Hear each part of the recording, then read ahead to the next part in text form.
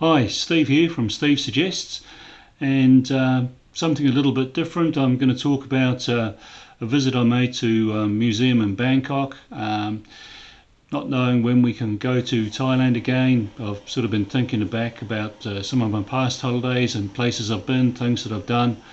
And when I went to this museum, it was the place that I'd sort of Googled looking for. I've been going to Thailand since 2005, and that normally means that you fly into Bangkok, so you spend a little bit of time in Bangkok, and I sort of thought that I'd been and seen most of the things that I wanted to see.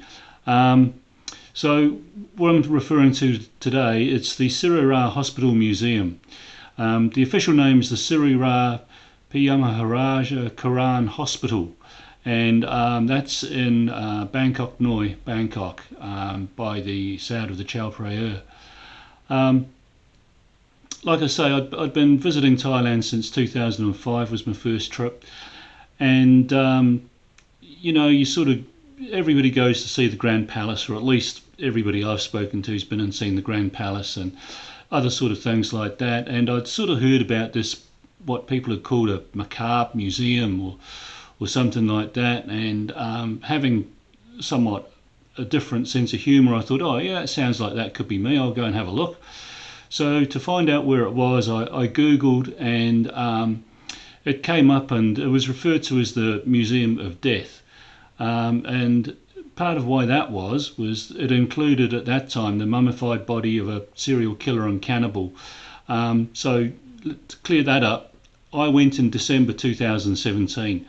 As I'm recording this, it's September 2020, and the mummified body of this killer was definitely there at that time. And I'll come back to this part of referring to this killer. His name was Si Kui, and I'll finish off by telling you what's happened with his body. So it's actually a largish sort of place. There's 7 different museums in the structure of the museum. To get there, I was staying in the Nana area, like I usually do. Good access to the SkyTrain in that area, so that gets me pretty much everywhere. And if you want to get onto the MRT, you can access that pretty easily from there as well.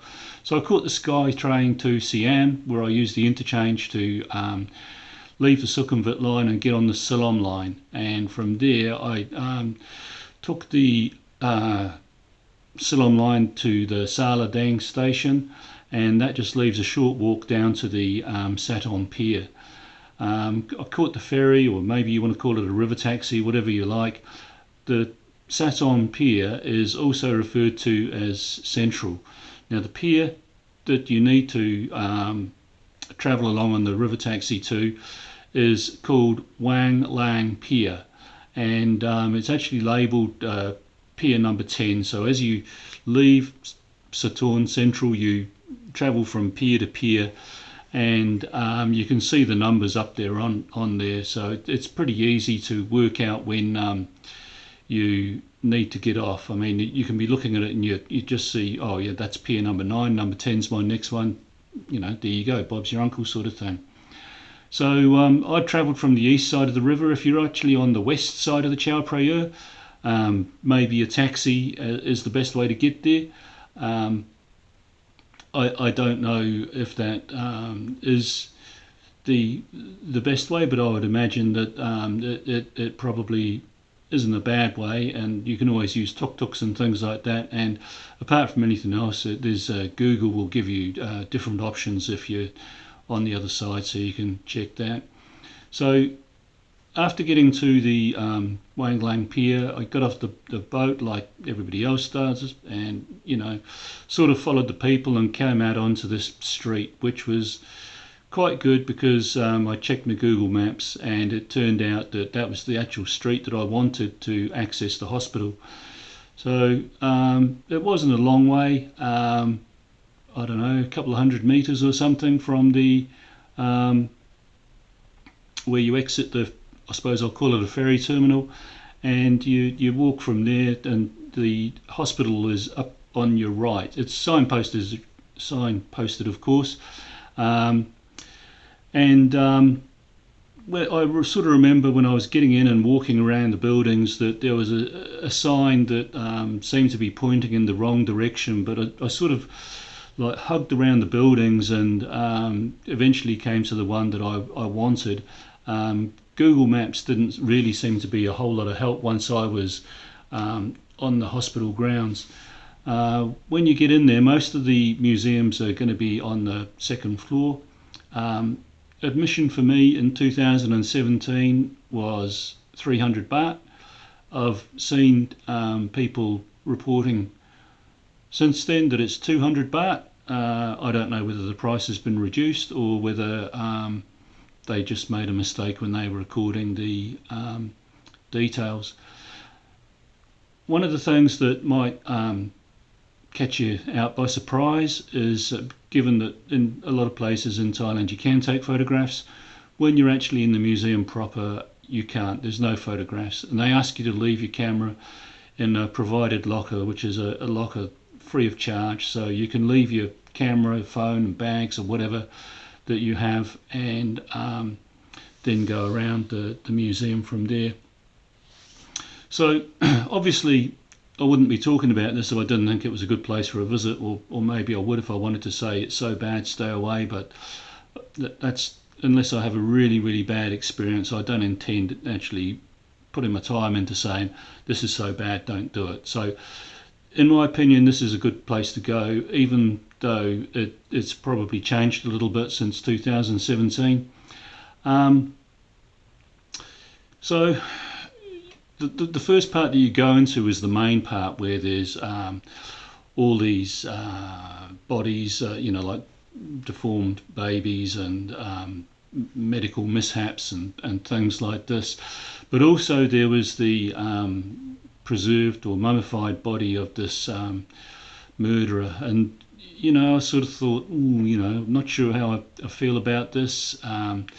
Hadn't thought that perhaps I'd feel uncomfortable or anything like that, because you sort of think about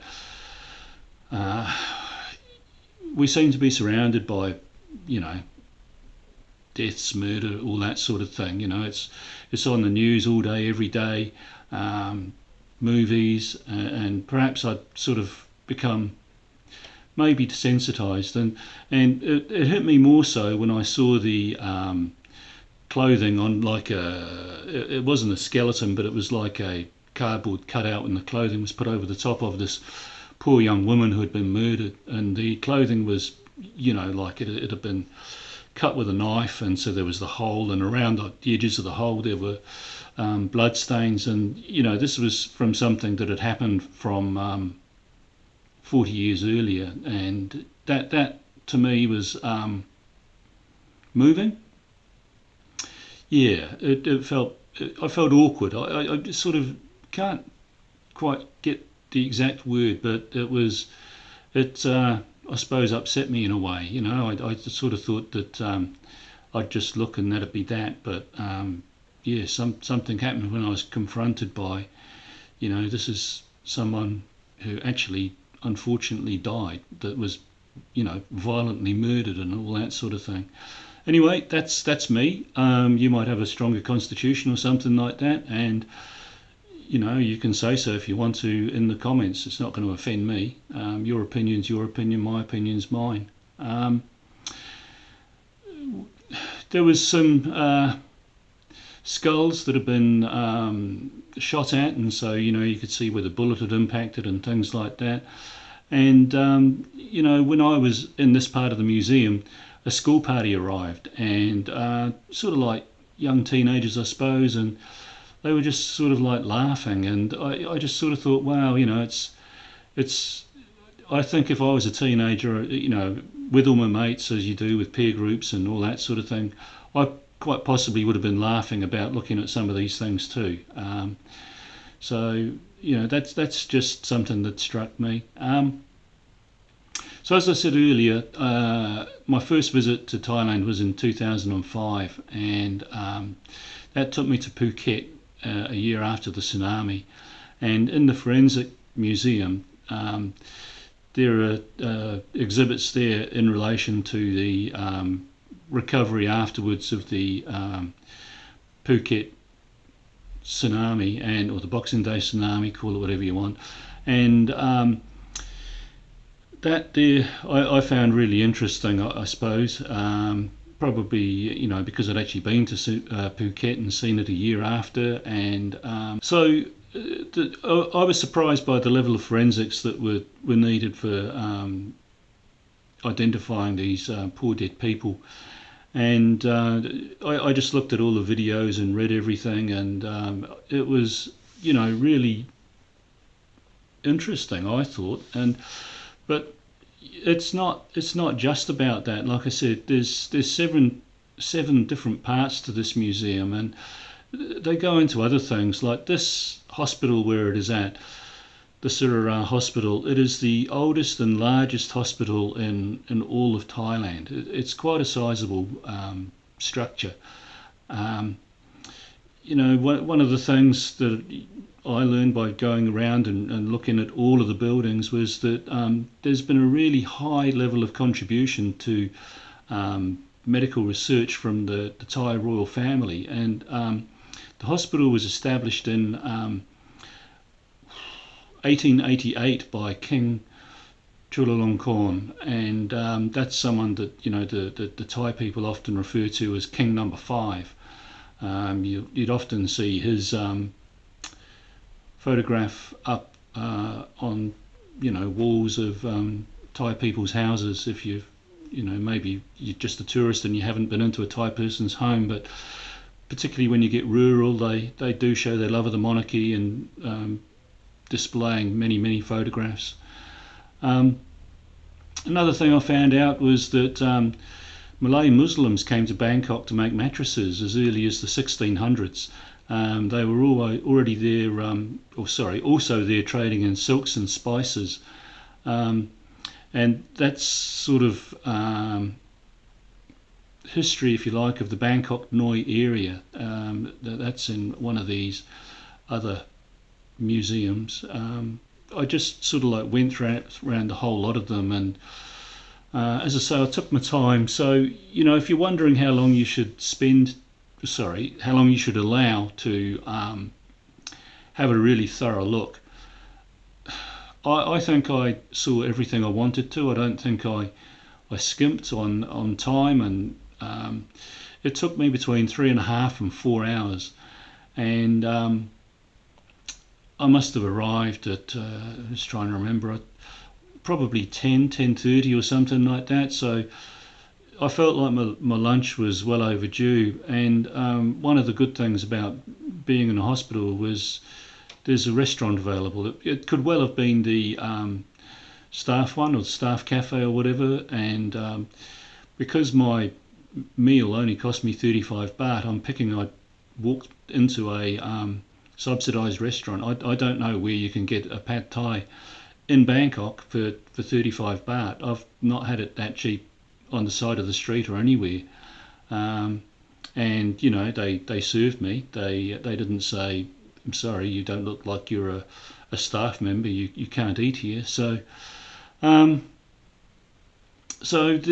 the site that the hospital is on was previously the old Thonburi railway station, and that's it's also been known as the Bangkok Noi railway station, and it was repurposed, I suppose, or became part of the museum in 2013 when the station building was renovated, and that's one of the the name of that part of the museum is the Siriraj Bumukstan Museum.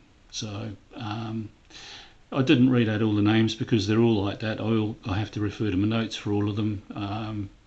It's not something that I can remember as easy as just saying Siriraj. So going back to the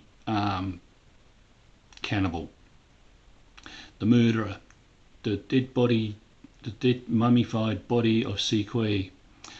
So he actually used to, on his cabinet, have a sign that said Cannibal, because his crime was that he was alleged to have killed several children and eaten their intestines, because he was a small guy, and he believed that this was going to make him strong. The crimes were supposed to have happened between sort of 1954 and 1958 in Pratchupkirikan, Nakhon Pathom, Bangkok and Rayong. He was only found guilty of one murder, and that was a murder in Rayong. But it didn't stop the, can you call it a legend, or the rumour, or however you want to label it. But in June 2019, it was decided that perhaps the cases were not that strong against him. Perhaps he wasn't actually a cannibal, and the word cannibal was taken away from the case, and a death row prisoner was put up there in place of it. He had been sentenced to death by a firing squad in September 1959, and he was relocated. His body was taken to the Siriraj Medical School because they asked if they could use his body for autopsy purposes, presuming it's because they thought that perhaps they could examine the brain and hopefully find an abnormality or something like that as to why somebody would do what he was accused of having done. So yeah, don't want to be accused of clickbaiting or anything like that, but that body is no longer available for you to look at. It was removed from display completely in August 2019, and his remains were eventually cremated in July 2020, so just a few months ago, in a temple opposite the Bangkok prison, which is north of Bangkok, which is where this Sequay guy had been executed. So there's a little bit of history. I've reached the end, so rather than rabbit on too long, there is another place I visited that I might put on up as the next video, because it's in a very similar location to this, and it would be possible to do the pair of them in the same day. So anyway, that's me. So I hope you enjoyed this, and you're quite welcome to say so. So like, comment, subscribe even if you want to. But by the same token, if you absolutely hated it, you can say that as well. I don't mind. So up to you. Alrighty, everybody. Bye for now. Take care.